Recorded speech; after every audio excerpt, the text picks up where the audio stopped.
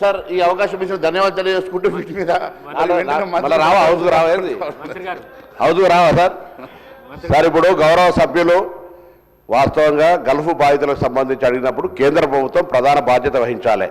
అయినప్పటికీ రాష్ట్ర ప్రభుత్వం తరఫున ఒక సలహా మండలి వేసి చనిపోయిన వారికి 5 లక్షల ఎక్స్గ్రేషియా ఇస్తా ఉన్నాం. గౌరవ సభ్యులు ఆ పార్టీ ఎవరైనా సరే, గౌరవ సభ్యులు ఎవరైనా కానీ ఎవరికైనా సమాచారం ఉంటే వారి వివరాలు ఇవ్వండి. తప్పకుండా వారికి 5 లక్షల ఎక్స్గ్రేషియాతో పాటుగా అక్కడ కేసుల్లో ఉన్నటువంటి వాళ్ళని కూడా ఒక రిటైర్డ్ ఐఎఫ్ఎస్ ఫారిన్ సర్వీస్ ఆఫీసర్ను సలహా మండలిలో పెట్టి దాని ద్వారా ఈ గల్ఫ్కు సంబంధించిన సమస్యలన్నీ పరిష్కరించే విధంగా చర్యలు తీసుకోబడుతున్నాయి అధ్యక్ష.